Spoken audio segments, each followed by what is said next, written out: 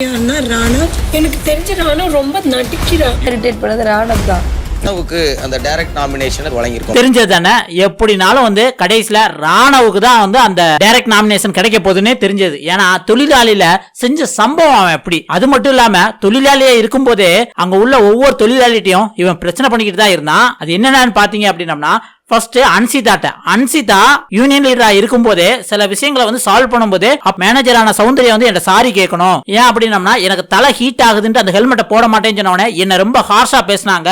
அது மட்டும் இல்லாம ரொம்ப அதிகாரம் பண்ற மாதிரி வந்து என்ன அந்த மீட்டிங்ல பேசுறாங்க அப்படின்ட்டு வந்து அன்சிதா சொன்னவனே, அன்சிதா அதை காதுல கூட வாங்கல. டே, நான் இங்க வேற நிறைய பிரச்சனை பேசிட்டு இருக்கேன், இந்த பிரச்சனை பேசுவோம்டா, ஆனா இப்ப அது முக்கியம் இல்லடா அப்படிங்கிற மாதிரி வந்து பேசினவனே அதுல ராணவ் கடுப்பாயி ஒரே அன்சிதா கிட்ட வந்து நீங்க ஏன் அப்படி சொல்லல, என்ன ஒரு லீடரா நீ கவனிக்கல அப்படின்னு நொய்யும் சொல்லியிருந்தான். அந்த இடத்துல அன்சிதா கேம் கெட்டு போச்சா. அதுக்கப்புறம் முத்து கிட்ட நேத்து ஷோ பார்த்தவங்களுக்கு தெரிஞ்சிருக்கும், முத்து நாங்க வெற்றிகரமா ஒரு ஸ்ட்ரைக் பண்ணோம் அப்படின்ட்டு மஞ்சரிட்ட சொல்லல. மஞ்சரி பயங்கரமா சிரிச்சு, என்னது நீங்க ஸ்ட்ரைக் பண்ணீங்களா, எப்ப பண்ணீங்க அப்படின்னு. அதான் அந்த 1 hour. அதுக்கு ராணா வந்து எங்கிட்ட வந்து கெஞ்சி கேட்டு போனா, அந்த 1 hour வந்து யாரும் நாங்க ஒர்க் பண்ண மாட்டோம் அப்படிங்கிற மாதிரி வந்து கேட்டு போனா, அது ஸ்ட்ரைக் எல்லாம் கிடையாது அப்படின்னு. அங்க இருந்த மத்த கண்டஸ்டன்ஸ் எல்லாம் கேட்டாங்க, என்ன நீங்க ஸ்ட்ரைக் பண்ணீங்களா அப்படின்னு கேட்டாங்க. யாருமே வந்து அது ஸ்ட்ரைக்னே ஒத்துக்கல. அது எதனால நடந்தது அப்படின்னு பாத்தீங்கன்னா, ராணா வந்து அந்த அளவுக்கு எஃபெக்டிவா யூனியன் லீடரா செயல்படல. ஏன்னா முத்து போட்ட பிளான் வந்து செம ஸ்ட்ராங்கான பிளான். இதனால வந்து மேனேஜரே வந்து கலங்கடிக்கலாம், டாஸ்க்கும் வேற லெவல்ல போகும் அப்படின்னு பிளான் போட்டான். ஆனா ராணா என்ன பண்ணிட்டான், அதையும் சொதப்பி விட்டு தான் திங்க் பண்றதை வந்து அந்த இடத்துல அப்ளை பண்ணி சொதப்பி விட்டுட்டா. அப்படின்னா அந்த கடுப்புல வந்து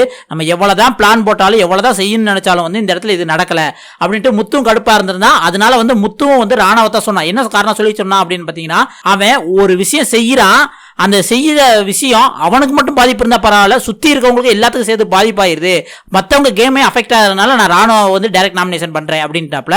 அதைத்தான் சௌந்தர்யாவும் சொன்னாங்க. சௌந்தர்யா என்ன சொன்னாங்க அப்படின்னம்னா, ஏற்கனவே சௌந்தர்யா மேட்டர்ல என்ன நடந்தது, அந்த கொடையை பிடிச்சி இழுத்து போறதுல அது சும்மா சாதாரண மேட்டர் முடிஞ்சிருக்கும். அனுசிதாவுக்கும் சௌந்தர்யாவுக்கும் உள்ள மேட்டர் முடிஞ்சிருக்கும். ராணுவ முத நாள் என்ன பண்ணா, சௌந்தர்யா எப்படியா தூண்டி விட்டு பிரச்சனையை பெருசாக்கணும் அப்படின்னு பிளான் போட்டான். அதனால தான் வந்து ஆரம்பத்துல கொடையை பிடிச்ச சௌந்தர்யா பார்த்து என்ன தொழிலாளர் மேல கை வைக்கன்னு பயங்கரமா கத்தி அதை சொல்லி பாத்ரூம் எவனையும் போக விடக்கூடாது, சாப்பாடு எவனுக்கும் கிடையாது சண்டை பிடிச்சா அந்த பிரச்சனை பெருசாக்குனதே வந்து ராணவ் தான். அந்த விஷயத்தை மட்டும் இல்லாம மற்ற விஷயத்திலே வந்து சௌந்தர்யா பொறுமையா எடுத்து சொல்றாங்க ராணாவிட்ட, நீ ஒரு விஷயத்தை வந்து உனக்காக சில விஷயங்கள் செய்யணும்னு நினைக்கிற, ஆனா அந்த விஷயம் வந்து எப்படி இருக்கு அப்படின்னா நான் சென்சிபிளா மத்தவங்களுக்கு அஃபெக்ட் ஆகிற மாதிரி இருக்கு, அதனால நீ பண்ற ஒவ்வொரு காரியமும் மத்தவங்களுக்கும் அஃபெக்ட் ஆகுது, நீ அதை புரிஞ்சுக்க முடியாது அப்படின்னால டைரக்ட் நாமினேஷன் ராணவ் தான் அப்படிங்கிற மாதிரி சொல்லிட்டாங்க.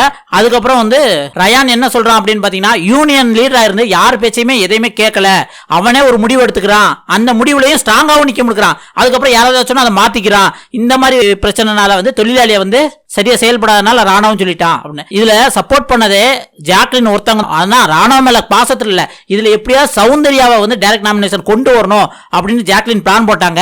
ஏன் அப்படின்னா, ஜாக்லின் வந்து கோவாக்கு அவங்களோட காலைல பிரச்சனை பண்ணி கொஞ்சம் தனியா வந்துட்டாங்க. அதுக்கு காரணமும் ஜாக்லின் தான். ஜாக்லின் அங்கிட்டு இங்கிட்டு மாத்தி கொஞ்சம் டபுள் கேம் விளையாடுற மாதிரி இருக்கு.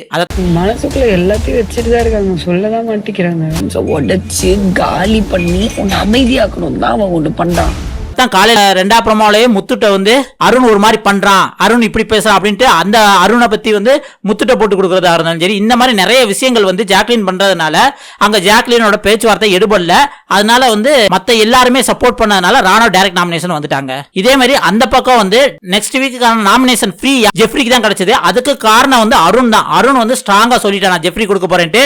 அடுத்து சத்யாவும் நேத்துல இருந்தே வந்து அது வந்து நான் ஜெஃப்ரிக்கு தான் கொடுக்க போறேன்னு சொல்லிட்டான். இவங்க 2 ஓட்டு ஆன உடனே ஜெஃப்ரி தன்னோட ஓட்ட ஓன் நாமினேஷன்ல தனக்கே போட்டுக்கிட்டா. அப்பனா ஜெஃப்ரிக்கு 3 ஓட்டு ஆயிருச்சா, இதுக்கு மேல எத்தனை பேர் ஓட்டு போட்டாலும் ஜெஃப்ரிக்கு தான் கிடைக்கும் அப்படின்ட்டு வந்து தீபக்கு ஜெஃப்ரிக்கு போட்டவனே இதுல தனக்கு கிடைக்கணும்னு தர்சியா ரொம்ப ஆசைப்பட்டாங்க. பட் அவங்களுக்கு கிடைக்காம போச்சு, அது ரொம்ப வருத்தப்பட்டாங்க.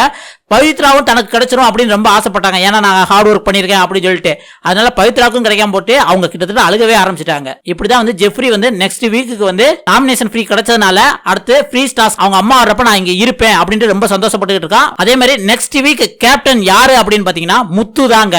இந்த வீக் நல்லா பெர்ஃபார்ம் பண்ணிருக்கிறது 3 பேர் சொல்லியிருக்காங்க. ஒன்னு விஜய் விஷால், முத்து, ஜாக்லின். இவங்க 3 பேத்துக்கும் வந்து கேப்டனுக்கான காம்படிட்டிவ் வச்சு அதுல முத்து செலக்ட் ஆயிருக்காருங்க. இதை பத்தி நீங்க என்ன நினைக்கிறீங்க அப்படிங்கறத மறக்காம கமெண்ட்ல சொல்லுங்க.